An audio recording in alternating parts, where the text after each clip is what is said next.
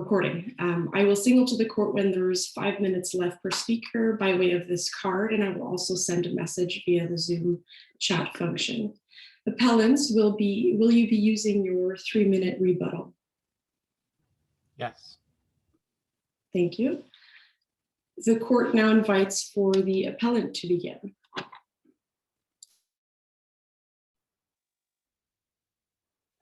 Thank you. Good morning, honorable justices.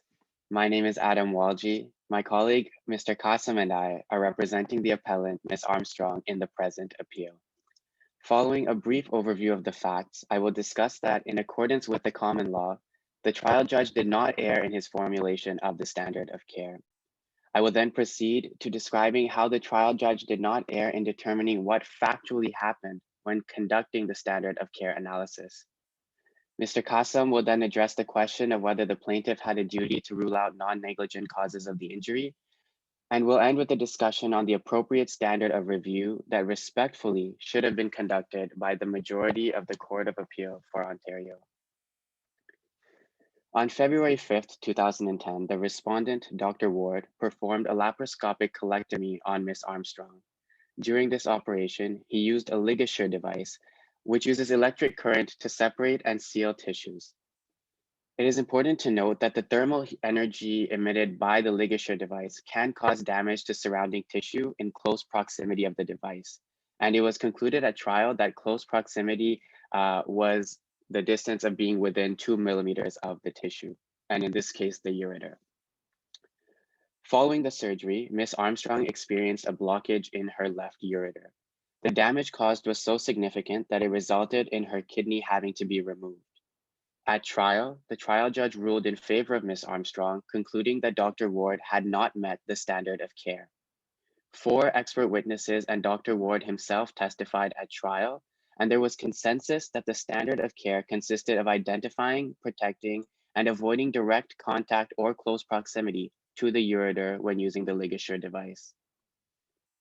The majority of the Court of Appeal for Ontario overturned this decision, with Justice Van Rensburg dissenting. The majority concluded that the standard of care that had been established by the trial judge was really to take steps to identify and protect the ureter, and that Dr. Ward had met this standard. Justice Van Rensburg, on the other hand, concluded that the trial judge's decision was fully supported by the evidence at trial. It is our submission that the dissenting reasons of Justice Van Rensburg were correct, and we respectfully ask this court to adopt her reasons and conclusion. The questions in issue in the present case are as follows.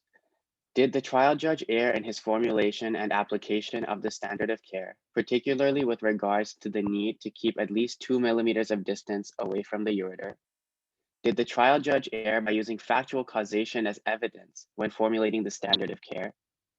Does the plaintiff have the duty to rule out non-negligent causes of the injury? And finally, did the majority of the Court of Appeal for Ontario err in applying a correctness standard of review? And if so, what was the appropriate standard of review it ought to have applied? Beginning with the first question in issue with regards to the formulation of the standard of care, if you would like to follow our arguments in our factum, our arguments begin at paragraph 25, page 9. It is our submission that the appropriate standard of care in the present situation includes identifying, protecting, and staying more than 2 millimeters away from the ureter when using the ligature device. The common law has stated that in medical negligence cases, the medical practitioner must bring a reasonable degree of skill, knowledge, and care to the task. And this practitioner is expected to exercise the same level of skill, knowledge, and care as would a normal, prudent practitioner with the same level of experience and standing. It has also been held that when it comes to the evaluation of a medical practitioner, judges and juries alone are not in a position to compare the conduct of that practitioner to that of a reasonable practitioner. Rather, expert evidence is required with regards to whether the practitioner in question acted or omitted to act in accordance with the approved practice. Sorry, can I just interrupt for a moment? Yes.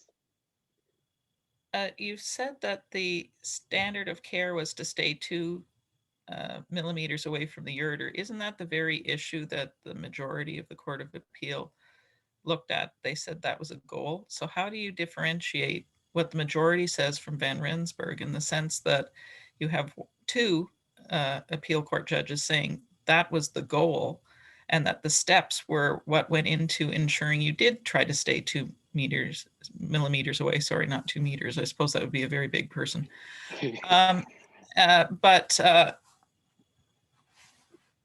And then you have Van Rensburg and the trial judge saying, no, that's a step. So which is it? Is it a step or is it a goal? Yeah, so How do Madam you support Justice, that? our contention is that it is a step. So essentially the first kind of submission that we give in that regard is that at this point, the difference between a step and a goal is a matter of semantics. But if we were to go into it, I again refer to the case of Cranwell v. James, which you'll note at paragraph 28 of our factum, which supports the notion that expert evidence is required to formulate the standard of care. And in this case, the expert witnesses that testified at trial, from expert witnesses presented to the court by both Dr. Ward and Ms. Armstrong, they generally agreed that maintaining the distance of 2 millimeters was a step. And they were asked each of the steps and asked to agree to those steps being within the standard of care. And they all agreed that they were a step. And I'll present some examples to you. Dr. Bernstein agreed that the appropriate standard of care during the laparoscopic procedure was to identify the ureter, pushing the ureter upwards towards the patient's head, away from the colonic mesentery, and then when using the ligature device, to stay away from the ureter. Dr. Hagen, who I remind the court was the expert witness presented by Dr. Ward, also agreed that identifying and moving the ureter away from the colon, followed by staying away from the ureter when using the ligature device, were reasonable steps that meet the standard of care. And he was specifically asked about the need to maintain the distance required from the ureter. And he responded by stating that staying at least 2 millimeters away from the ureter was an important step that a reasonable surgeon should take. Dr. Ward himself also agreed that a surgeon is required to stay away from the ureter during the removal of the colon where the ligature device is being used. And I refer you to paragraph 33 of our factum, where you'll note that he specifically stated that staying away from the ureter while using the ligature device was a step within the standard of care. Dr. Robinette, who was also an expert witness presented to the court by Dr. Ward, also agreed that the standard of care was to identify the ureter and stay far enough away from it. And he agreed, and you'll note at paragraph 34 of our factum, that he agreed that any use of the ligature device within 2 millimeters of the ureter was a breach of the standard of care. Now, the only point of disagreement between the testimonies was when Doctors Ward and Hagen were asked to assume that Dr. Ward had in fact come within 2 millimeters of the ureter. And at this point, both Doctors Ward and Hagen reversed their position and stated and refused to acknowledge that there would have been a breach of the standard of care. And you'll note at paragraph 35 of our factum that this essentially was unusual and baffling for the appellant in the sense that it directly contradicted what they and the other expert witnesses had established to be the standard of care. Now, with regards to the majority's contention that the trial judge took, although doesn't that, counsel, I'm just going to come back to the question you had before, but yes, looking at what you described, doesn't that come right back to this point about the distinction between a step and a goal? One can take a step, but what you're articulating is that suddenly that step becomes an absolute requirement. There's no margin of error if one comes within 2 millimeters. Is that what you're saying? And what's the support for that? yeah. So I think the important notion to recall with this particular type of operation, that the colectomy, number one, it is a general operation. The expert witnesses and even Justice Van Rensburg described it as surgery 101. And I think when it comes to this operation, and using the ligature device, Dr. Hagen noted this very clearly, that if the reasonable steps were followed, you wouldn't be anywhere near the ureter itself. So it's not essentially a case where, you know, there may be a non-negligent, or when following the steps to meet the standard of care, you may come close to the ureter, even if you're following those steps. The expert witnesses established that, you know, if you are following the necessary steps required within the standard of care, you not only wouldn't be millimeters away, you would be nowhere near the ureter. And so that would be my answer to you, Mr. Justice, in that regard. I note that my time is speeding by, so I will allow our factum to address the remaining arguments to the first question and issue, because I would like to address the second question and issue with regards to factual causation informing the standard of care analysis. And our arguments for that begin at paragraph 42 on page 15 of our factum. While it is generally accepted that the trier of fact will only consider causation after the standard of care analysis, there are situations where there is a need to establish the factual cause of the injury in order to determine whether the standard of care had been breached. The standard of care analysis first asks, well, it's essentially divided into two parts. So it first asks what the standard of care is, and then whether the conduct of the practitioner in question fell below that standard. And in order to answer that second part, that second question, the trier of fact must comprehend what happened in fact, what the practitioner did or omitted to do. And if you'll refer to paragraph 46 of our factum, you'll note that in Marangolo and Grass, the Court of Appeal for Ontario highlighted the necessity to evaluate factual causation, stating that factual causation must be considered before evaluating negligence in some cases, such as the present case. Furthermore, it is important to note that the primary inquiry in such a step is to determine what the surgeon did or did not do in fact.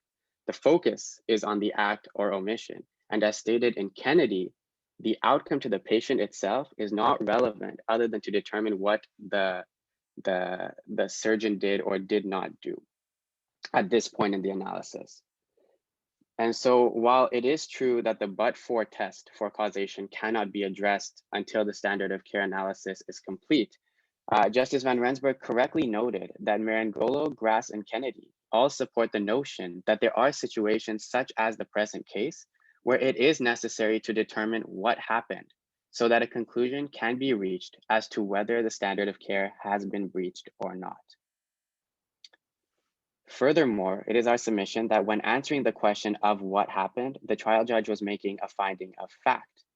And the Supreme Court of Canada in Howson asserted that unless there's an overriding or palpable error, appellate courts cannot interfere with the factual findings of the judge.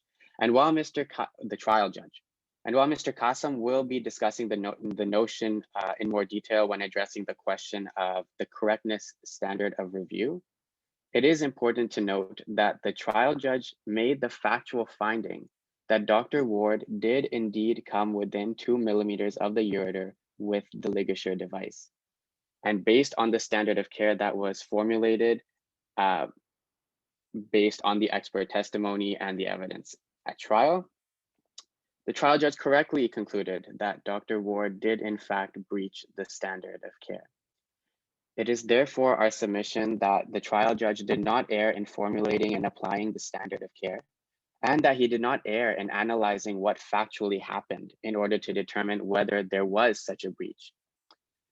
Subject to any other questions, I will pass it on to Mr. Kassam, who will address the final 2 questions and issue. Thank you. Thank you very much, Mr. Walji. Honorable Justices, this morning I will be looking to address whether the plaintiff had a duty to rule out non-negligent causes of the injury during trial. And we'll end the discussion with on the appropriate standard of review that respectfully should have been conducted by the majority of the Court of Appeal of Ontario.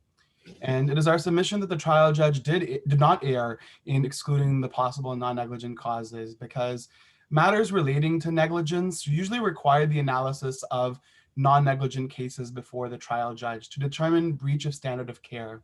And we posit that this burden on the plaintiff is overbearing.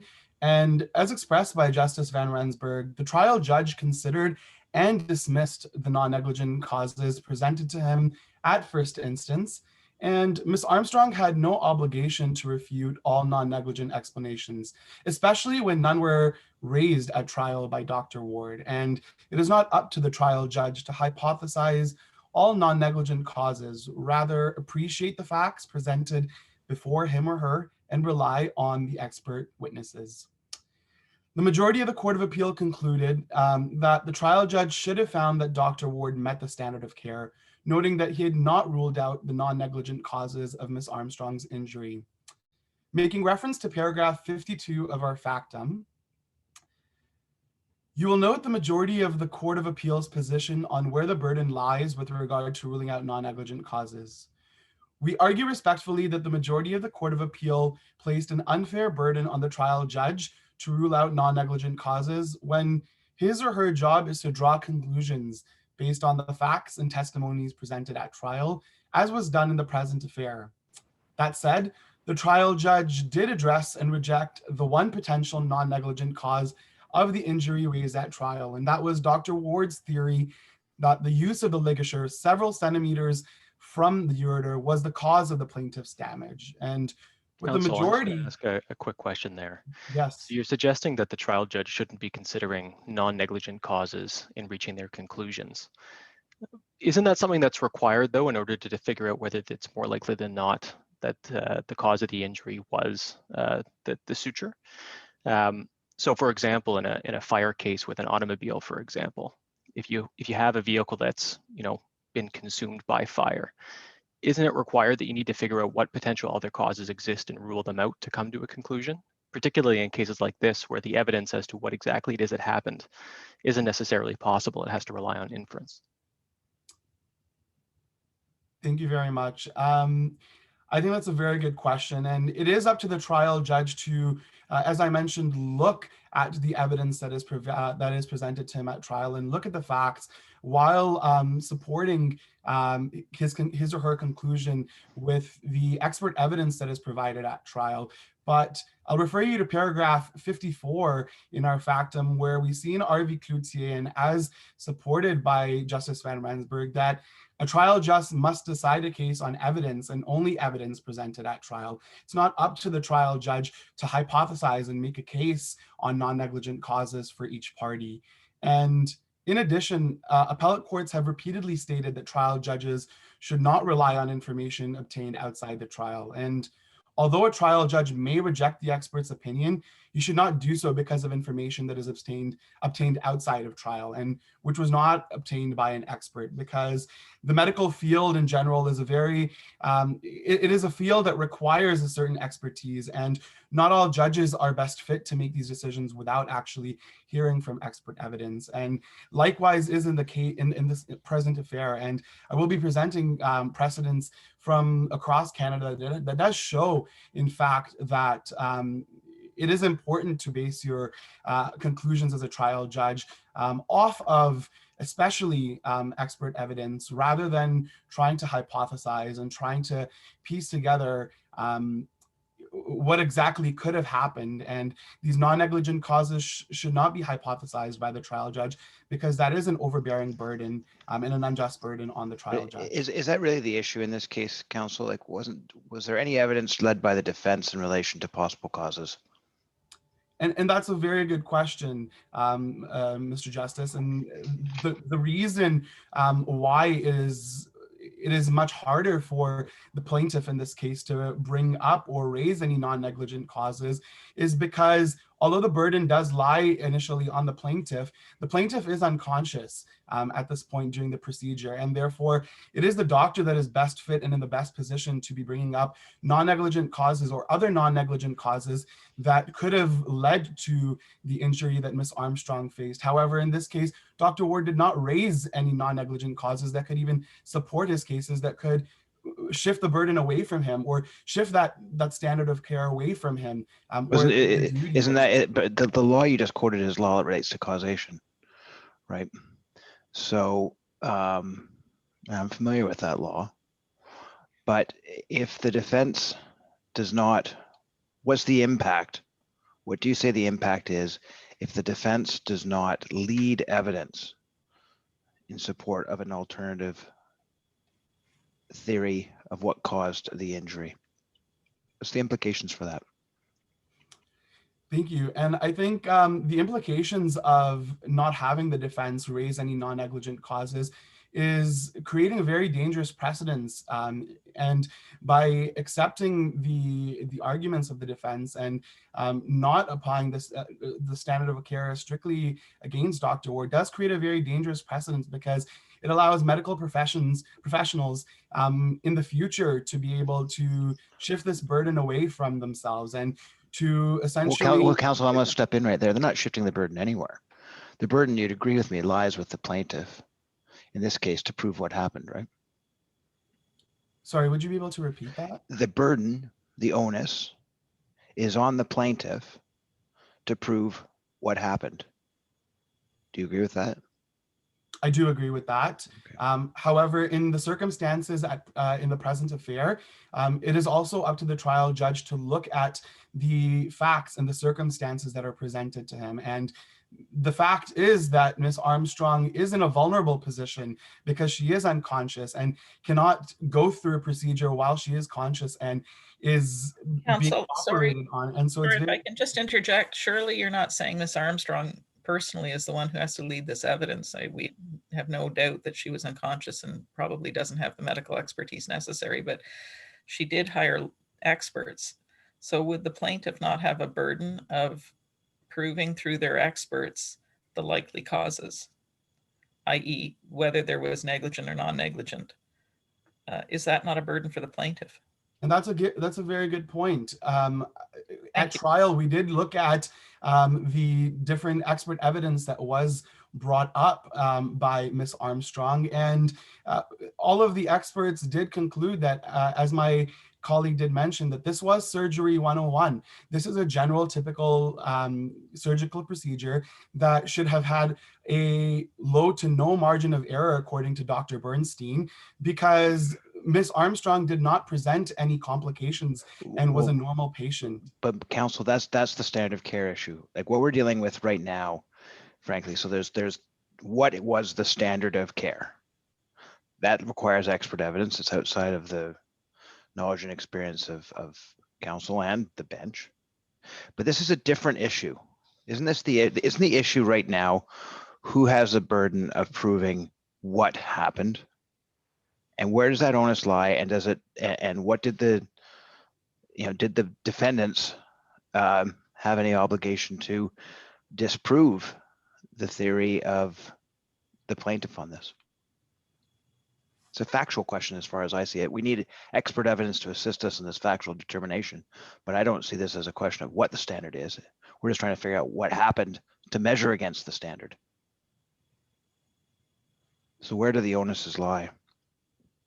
So it is our submission that the onus does lie on the defendant, because it is a very overbearing and very unjust burden that is placed on the plaintiff, especially in this circumstance, because in this specific context, it's very difficult to look at it from the perspective of the plaintiff because of the circumstances. And what law do you rely upon to reverse this onus? I'm not familiar with any law that reverses the onus onto the defense in that circumstance, because every patient's going to be vulnerable in this relationship. Can you guide us to where a case that would suggest that the onus is reversed as you've described? So what I will say is that in terms of relying on why exactly the burden should fall on the defendant, is that it's the idea that when Dr. Ward, as a medical professional, is presented with a situation where an individual is put in a position where their profession is being questioned and their expertise is being questioned, then it is in fact important for the defendants to also bring up non-negligent causes that could support the fact that they wouldn't have been in that position in the first place.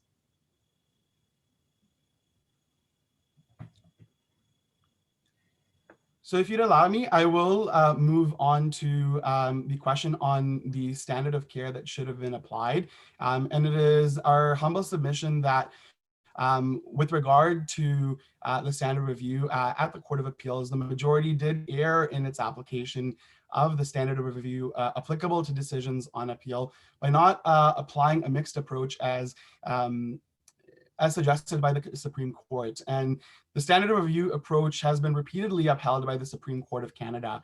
And in a recent court decision, and I'll refer you to paragraph 57 of our factum, it identified the standard of review as follows, and I'll quote, "The standard of review applicable to questions of law is correctness, while it is a standard of palpable and overriding error that applies to findings and inferences of fact." And the Supreme Court of Canada is of the view that the standard of care is a question of mixed in law, and it identified this approach in Galask v. O'Donnell, stating that, and I'll refer you to paragraph 58 of our factum, that the definition of the standard of care is in fact a mixed question of law and fact, and it is the trial judge that will determine what would constitute as reasonable conduct based on the reasonable man placed in the same circumstances. And that said, we respectfully argue that the majority of the Court of Appeal of Ontario erred in circumventing the decision of the trial judge and failed to respect the principles governing standard review,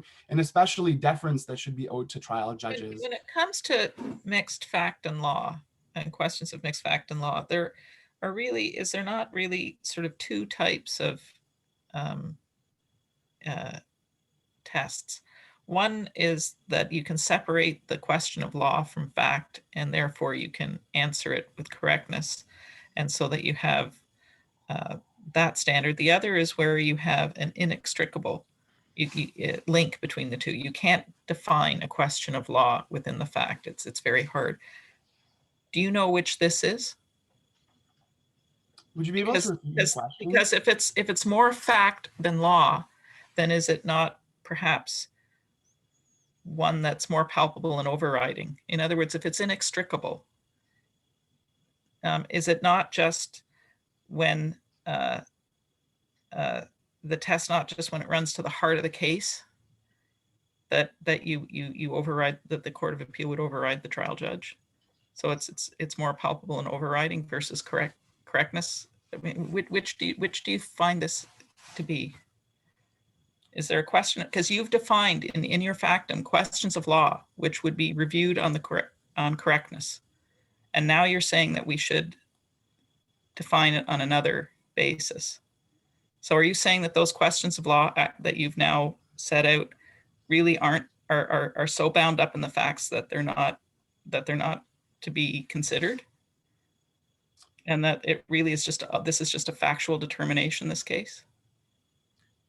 So our submission is that it should be a mixed approach, as supported by the Supreme Court of Canada and in the past by the Court of Appeals. If you look at in Hassan and Anvari, and I'll refer you to paragraph 60 of our factum, the Court of Appeal of Ontario did analyze a similar case in this factual frame. And I think the highlight here is to understand that the appellant in this case argued that the trial judge did not appropriately find the breach of the standard of care by not adequately considering the other possible non-negligent causes.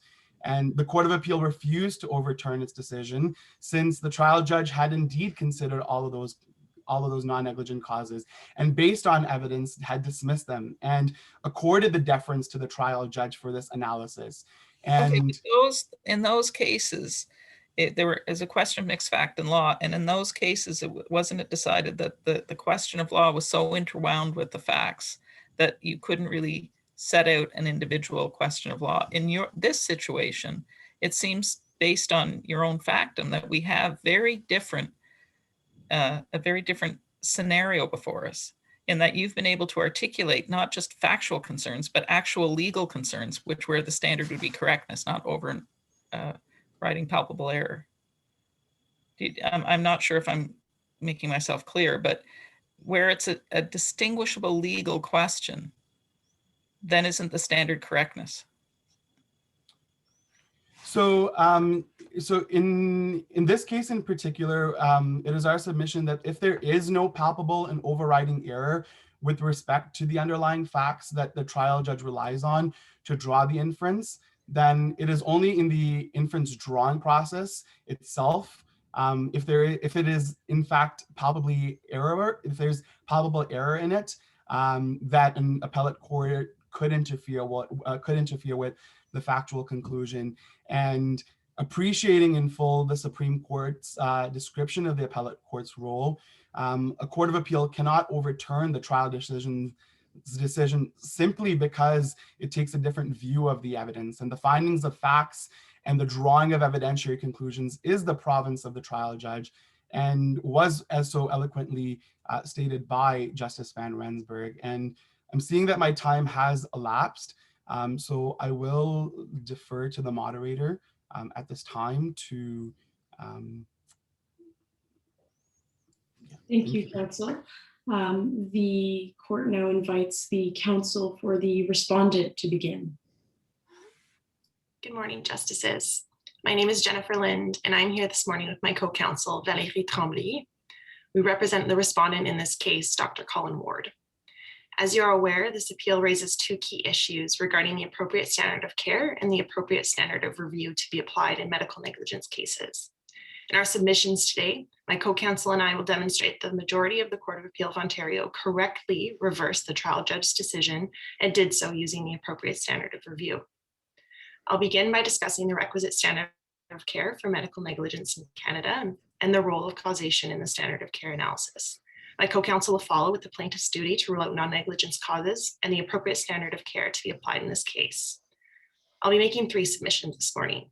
First, the trial judge erred in defining and applying the standard of care. Second, Canadian case law rejects the standard of perfection in medical negligence cases. Third, the trial judge erred in considering causation as circumstantial evidence to inform the standard of care. I'll begin with my first submission. With the utmost respect, we submit that the trial judge erred in defining and applying the standard of care for medical negligence in Canada. The correct standard of care is an obligation of means, not an obligation of results. The Supreme Court of Canada has confirmed this very principle in Saint Jean v. Mercier, where it was confirmed that what must be asked is whether the act or admission would be acceptable behavior for a reasonably prudent and diligent professional in the same circumstances. By focusing on Dr. Ward's behavior, that is on the damage caused to Ms. Armstrong's ureter, the trial judge went against, So, counsel, I'm just going to ask you then, how was a trial judge supposed to determine what, on a balance of probabilities, likely happened intraoperatively with the result that the ureter was injured? How is a trial judge supposed to do that? Well, the trial judge would, of course, be making those determinations based off of the submissions of the experts, and that is what he did, and these were made based off of inference. But what's at issue here is the articulation and application of the standard of care, which, because it had included the 2 millimeter requirement to stay further than 2 millimeters away, that made it so that. Okay, but if that's what the experts seem to have agreed on, and expert evidence is meant to assist the court to draw inferences from the evidence. The experts aren't there to take over the role of the court. And it struck me that as I looked at the expert evidence, they were all in agreement that among the things that had to be done, that should be done according to the standard, was to remain at least 2 millimeters from the ureter. I take it that your submissions aren't inconsistent with that. That's part of you accept that was the evidence. We recognize that was the evidence. However, so then the question is, then how does the judge determine whether or not, as a fact, the surgeon came within that 2 millimeters on a balance of probabilities? We aren't contesting necessarily the evidence at trial in that regard, and that, yes, we understand that the trial judge would be looking towards that. However, the issue is that it was looked towards in order to determine the standard of care. And wait, to determine the standard of care or the breach? Remember, there's two components to this. What is the standard of practice applicable to a general surgeon at the time that this care was provided. That's the starting point. But then doesn't the trial judge then have to determine what in fact happened and then measure it against the standard? The standard's already been defined, and again, from the evidence, it looks like all 4 of the standard of care experts agreed what was required. Isn't this case about having now had that established, what happened? Isn't that what this case is about? Not about defining the standard, but whether as a question of fact, the physician met that standard?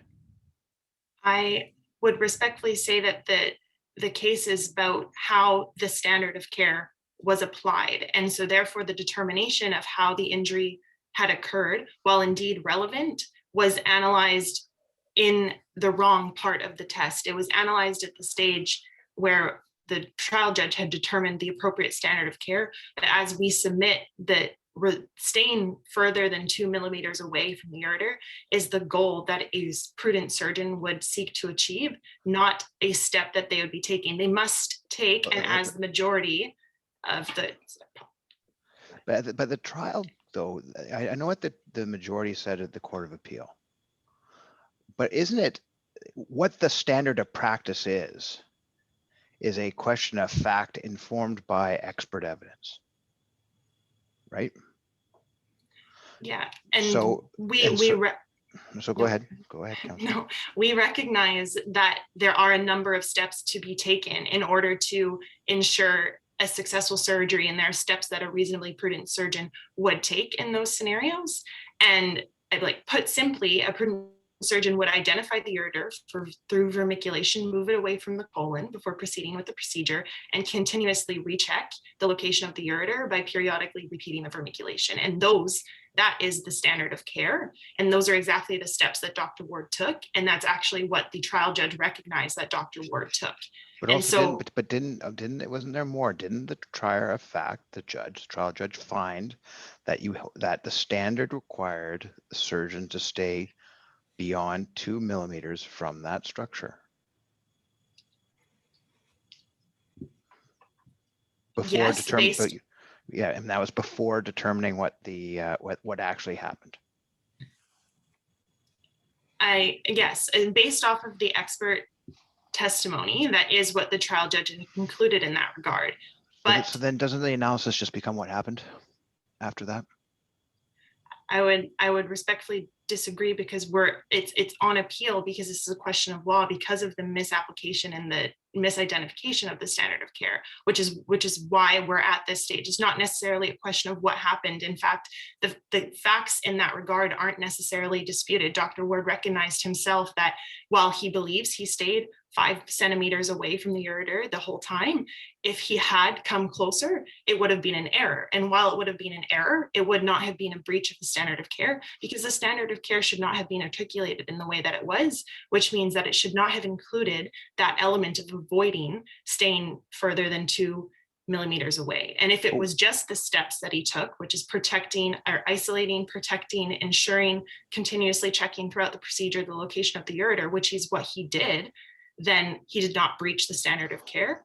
That's what he testified he did. Sorry, Your Honor. You go ahead. No, you go ahead. So are you suggesting that what the trial judge did was incorrectly apply the factual evidence of the experts to the standard of care, and that he included in the standard of care staying 2 millimeters away, that should not have been part of the standard of care? Precisely. It's what the majority. So how do you square that with the fact that all of the experts say that is part of the standard of care? That's why you do all of those steps. It's to stay 2 millimeters away. I keep trying to. Yeah, and I think that's just it. And I agree with that in that regard. They take all the steps to do what? To ensure that they stay further than 2 millimeters away. And that is the goal. And so in order to perform more than a goal, I mean, how are we to know?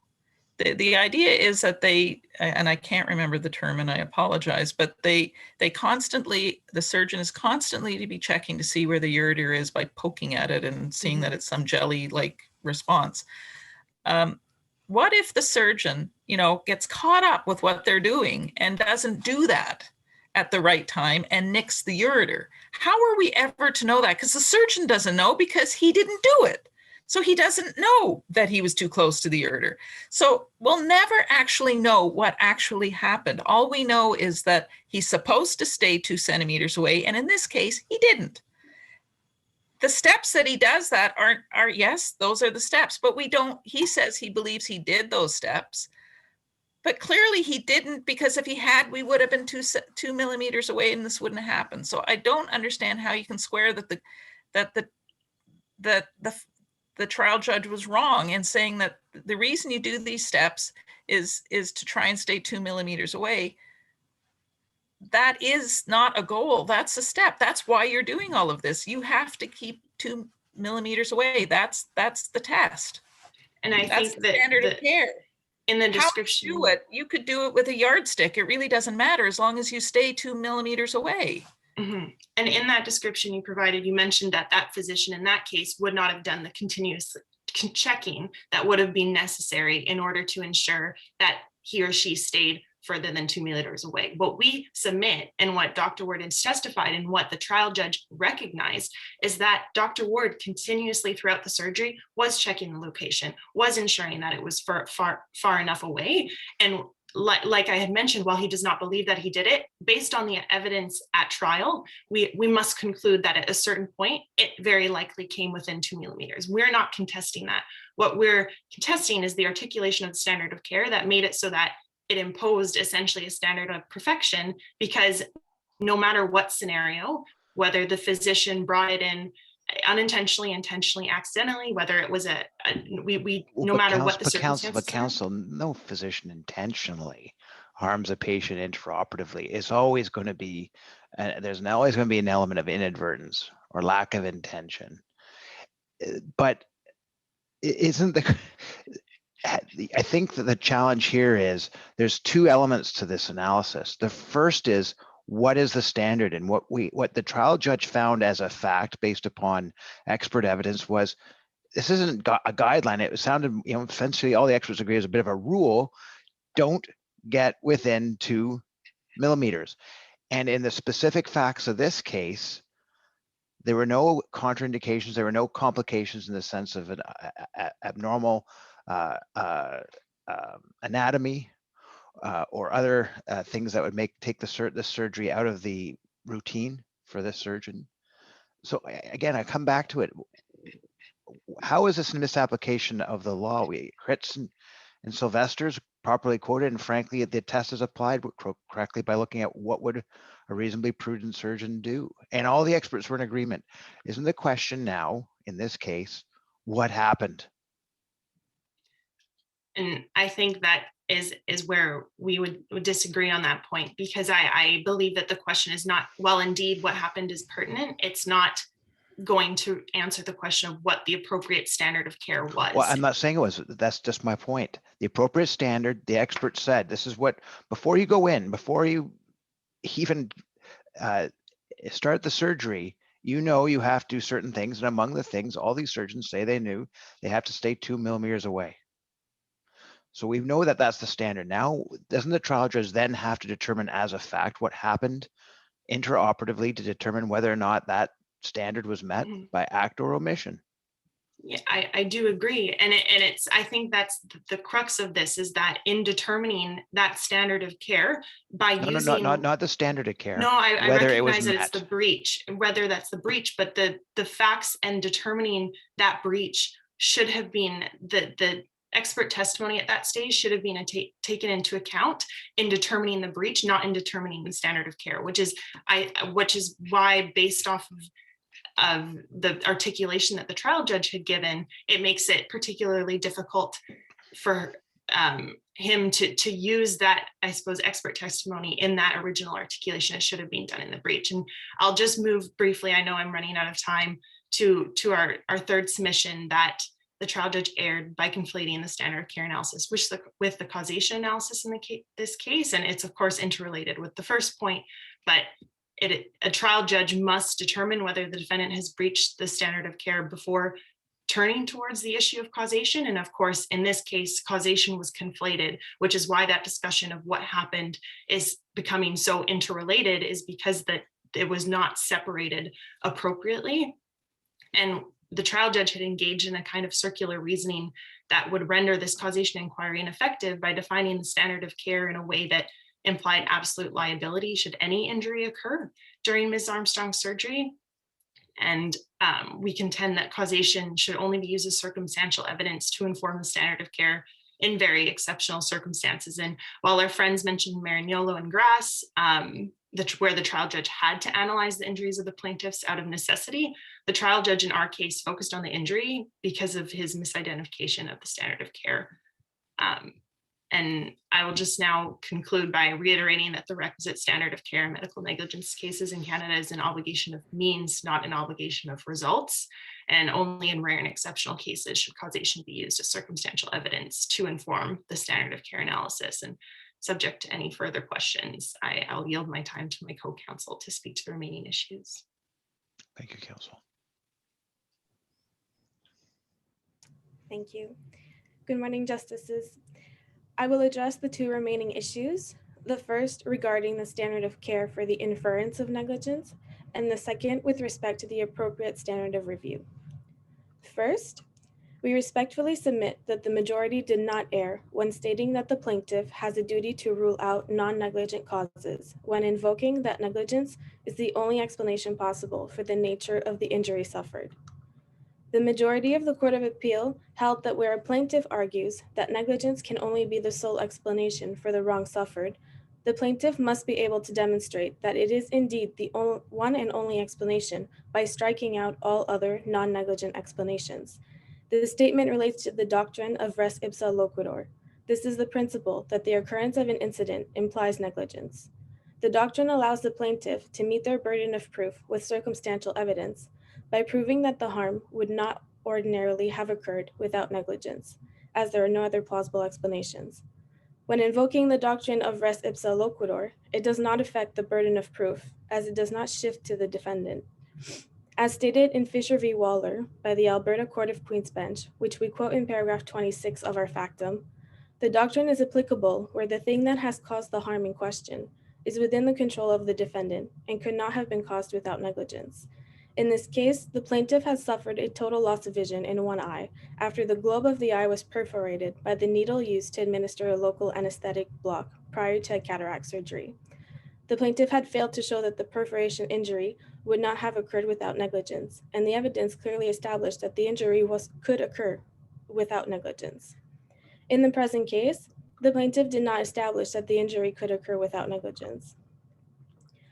The Supreme Court of Canada concluded in Fontaine v. British Columbia Official Administrator that this doctrine should be treated as expired and should no longer be used as a separate component in negligent actions, as it is nothing more than an attempt to deal with circumstantial evidence. Even though this doctrine is to be considered expired, the necessity for a plaintiff to establish negligence by demonstrating that negligence is the only probable and rational explanation still stands. However, it is limited to situations where the facts permit inference of negligence, when they show that there would be no other explanation for the harm committed. We submit that the res ipsa loquitur principle does not apply to the facts of this case. Please allow me to elaborate. In this case, the plaintiff was unable to infer negligence due to the misconception of the standard of care. In the appeal decision, the majority correctly assessed the plaintiff's claim of circumstantial evidence of negligence.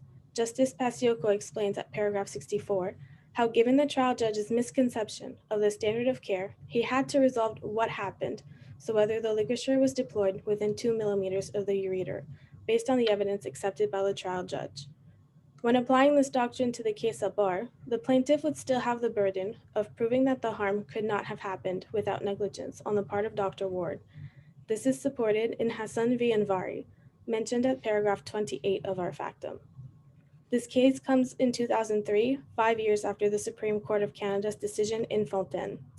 In this case, the judge had concluded that regardless of the abolition of the res ipsa loquitur doctrine, the verdict... Could I just interject for a moment? If a plaintiff, for whatever strategic reasons, decides to allege res ipsa loquitur, I mean, the barrel fell on the guy's head and there's no other explanation the plaintiff can think about. And in this case, the surgeon went 2 millimeters too close to the ureter and therefore caused injury. If the plaintiff pleads that and does not plead any other, doesn't show any evidence of any non-negligent causes, is the trial judge not entitled to simply accept that if the defense does not say, well, wait, no, there is other reasons? I mean, what's the trial judge to do if there's no other reasons put before them for what happened? Don't they have to just decide based on what's before them? I guess the trial judge would have to look at the evidence presented in front of them and then establish whether that circumstantial evidence would be sufficient to infer negligence. However, if the plaintiff does not put forth different explanations explaining why non-negligence would not be an option, I believe that that would be insufficient to then conclude to the negligence on the part of the defendant. The defendant does have the opportunity later to then defend his position, saying that he did not act in any negligent manner, but the burden is not on him to then come up and suggest why multiple other different non-negligent reasons would explain why he was non-negligent. Counsel, there may not be a legal burden, but surely there's an evidentiary burden.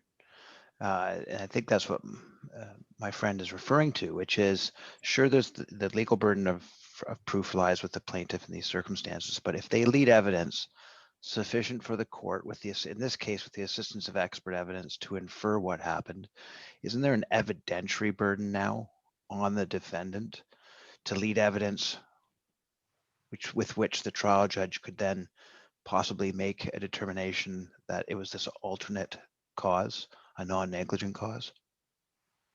There is a burden on the plaintiff, an evidentiary burden on the plaintiff. But what about the defendant? The plaintiffs discharged their evidentiary burden at this point. This is what I'm getting at. So they led expert evidence on this point. Having led that evidence, isn't there now an evidentiary, maybe not a legal, but an evidentiary burden on the defendant to lead evidence that would provide a basis for a finding of a non-negligent cause?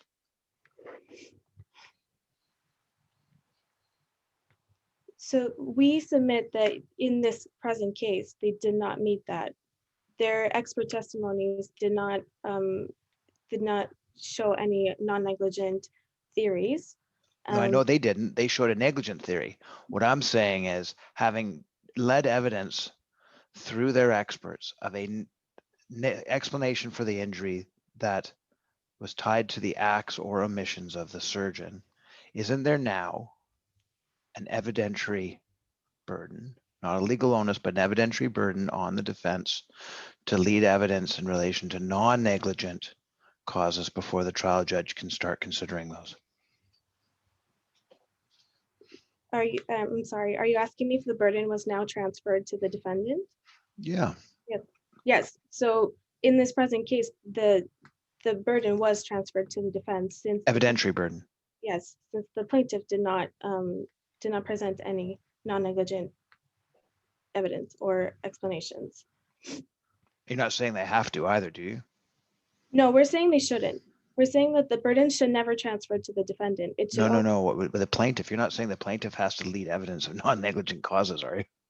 Well, they should at least come up, show some sort of explanation as to why there is no other possibility than negligence.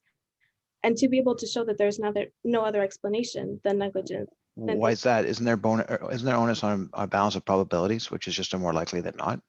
That doesn't require them to exclude the 49% other ones. There is, but in cases where there's only circumstantial evidence on which the judge would have to infer negligence, there has to be another explanation, since the evidence in itself demonstrating towards negligence is not sufficient to establish negligence on a balance of probabilities.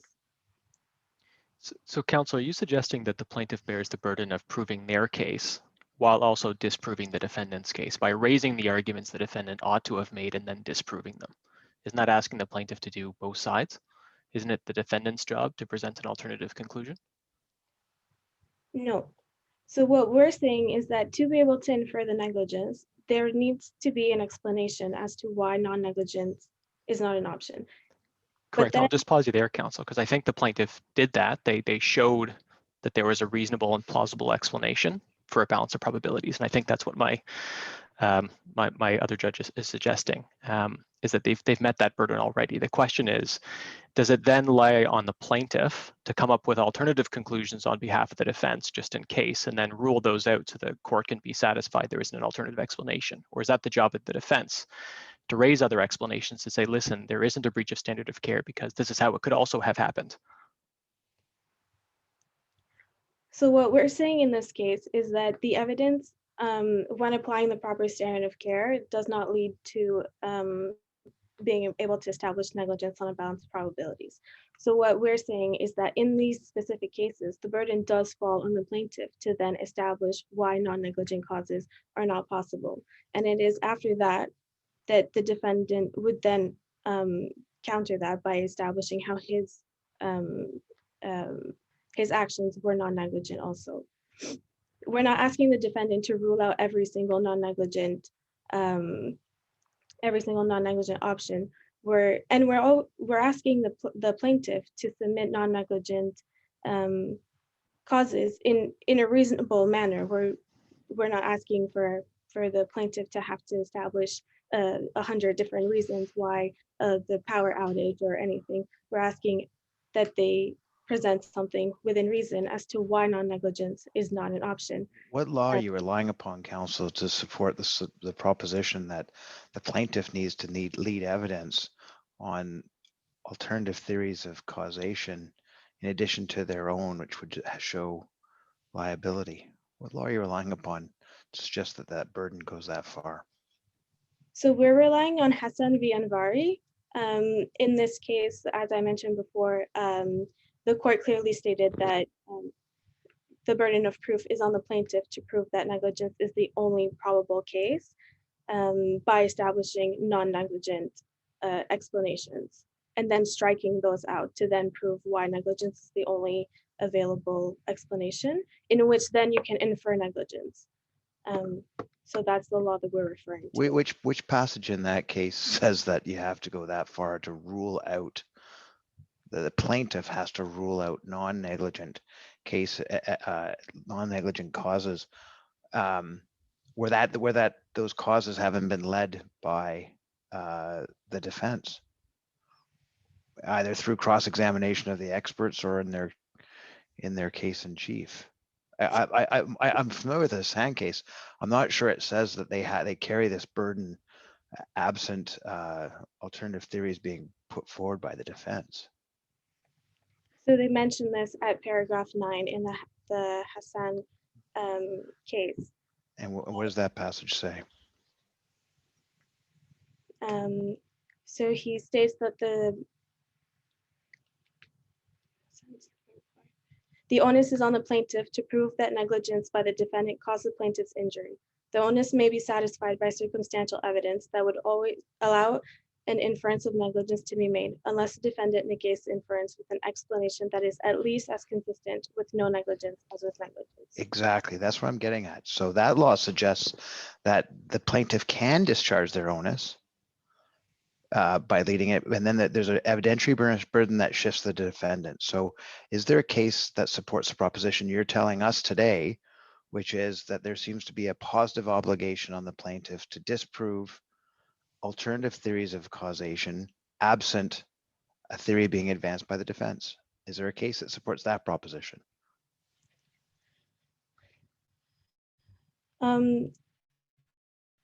Well, this was also addressed in Fisher v. Waller, where they said that the plaintiff had to show that the thing that has caused the harm in question was within the control of the defendant and could not have been caused without the defendant's negligence. Yeah, I'm not sure if that answers your question. Okay, so when we apply this doctrine to the case,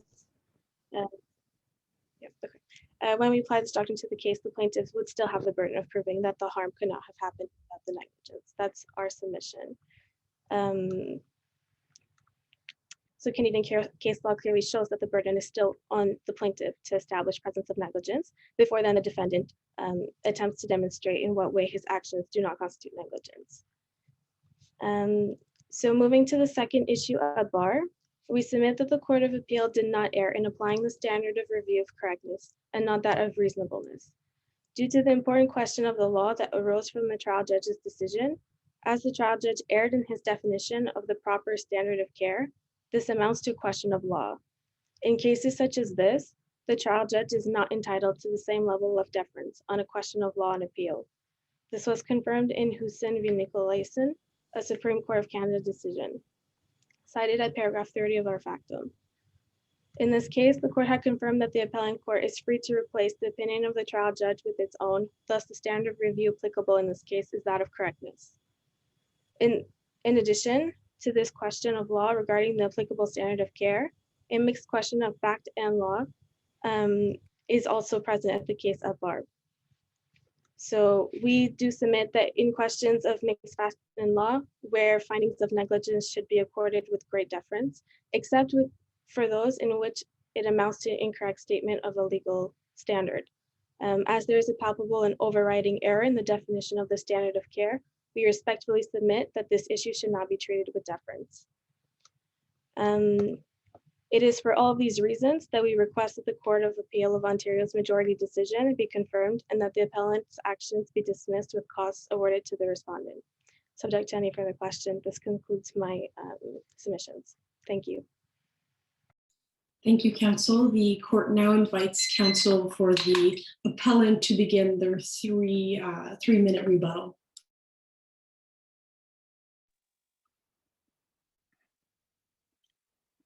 Thank you. I would like to respond to some of the points made by my friends. I would like to first highlight that the goal of a colectomy is to remove the colon. There's no goal within the colectomy to not injure the ureter. That was a step, and the standard of care as established by expert witnesses from both parties, there was consensus that maintaining that 2 millimeters of distance was a step in the standard of care. They also noted that the majority of the Court of Appeal stated that the trial judge concluded that he was satisfied that Dr. Ward had taken the steps to identify and protect the ureter. And it is our submission that what the trial judge was saying when he was writing that was, yes, Dr. Ward took some steps to meet the standard of care, but he did not take the final step of actually keeping that distance. I also wanted to discuss what Justices Hunter and Sutton brought up in their questions to my friend regarding the evidentiary burden on the defense to present an alternative theory. My friend in her submission agreed that the evidentiary burden was transferred to the defendant, and she referred to Hassan v. Anvari at paragraph 9. And as Justice Sutton correctly noted, once the plaintiff has essentially allowed an inference to be made to conclude negligence, the onus shifts to the defendant to present an alternative theory. And I remind the court that in this case, that was not done. Dr. Ward nor his counsel did not question the expert witnesses on any non-negligent causes other than the one that was brought up in evidence and subsequently rejected by the trial judge, in fact. Subject to any other questions, I conclude that accepting that the majority of the Court of Appeals decision was correct would create a very dangerous precedent for future medical negligence cases. Thank you. This concludes the matter of Armstrong against Ward. Thank you very much. Judges, I'd like to remind you to please send your factums, your score sheets to the General Health Law Association email. I'll put it in the chat. Thank you all very much. It was enjoyable. I liked hearing from you all. I Yes, think thank they you all very. have great careers. Yes, thank you very much, everyone. This actually helped me too, because I'm teaching a class on Armstrong on Thursday. And Well, it thanks, helps Thank you for- formulate, we're practitioners, not judges, or at least I am. And it helps us formulate because we have to deal with it. And so, I do defense for medical negligence case. So this is a case that I have to wrap my head around and deal with. And so asking you these questions, seeing your response, seeing the responses of my friends and their questions really is hugely important to our learning process, and will help me, no doubt, articulate a much better argument when I have to tell the plaintiffs why this case doesn't affect Law. absolutely. There's 60 of us in our department have been having the same conversation. Absolutely. It is a very tricky case. You guys did a really good job trying to tease out the differences. And I will admit, looking at this case before today and reading the factum, it is easy to flip-flop. It is a tricky one to start to parse out and understand the differences between all of them. Not to mention they cite a bunch of cases that you then have to go and read. So you guys did a really good job. It's a tricky case, and thanks. Yeah, very well done. Thank you so much. Thank you for your questions. We have our submissions prepared, but the questions really keep us on the ball, and so it was really enjoyable. It only gets worse at the Court of Appeal. I can't tell you the number of times I've opened my book and I've had the first sentence and then they just start with the questions and that's it. My argument is just gone. That's right. I also had the benefit of being subject to Mr. Sutton's questions a couple of years ago at Queen's, so I know the feeling of panic sweat. It was definitely a really good exercise for us and really, really great experience. Do you all have any advice for us in terms of going forward, or anything that we should look to do next time? I think, from me, I think the tendency, especially when you're junior and you're starting to become a bit more confident in getting used to this type of stuff, is to feel confident and feel comfortable taking a little bit of time before coming up with a response. I think often judges are more interested in, like, the questions they're asking are showing the issues that they're having with the case. It's usually not a chance, an opportunity just to rip on you. It's usually because that's the areas that they're wrestling with. And in that case, taking a bit of time, you can take, 10 seconds or something like that, or a little bit of time to think about what you want to say. And sometimes what I'll do is I'll say, thank you, and I'll quickly make some quick notes for myself or something. And then when I respond, it's a little bit more coherent and focuses on their question. Because I think the challenge sometimes is wanting to give them a quick response sometimes gets you into a bit of trouble, because your mind's, your mouth starts going before your mouth does, or before your mind does. And you can lead yourself down a bit of a path. And then the other trick too is, if you're going to cite case law, make sure you've read it. And I've walked into that mistake too. You argue a motion and somebody says, okay, well, what case is that? You cite one from the annotated text, and they say, well, doesn't it say this? And you're kind of left pausing a little bit there. But again, it's all tricky. I think it's a great club. You guys, because I know this is related to the club you guys have started in Ottawa. I would just say that so there's the mooting component, and then there's the medical malpractice component. And those of us who practice in the area, we know we're lucky too. But we also know it's an extremely complex area, because you take essentially advanced tort concepts and you tie it together with medicine and science, which most lawyers still don't have a strong grasp of, because I usually dropped it after high school. But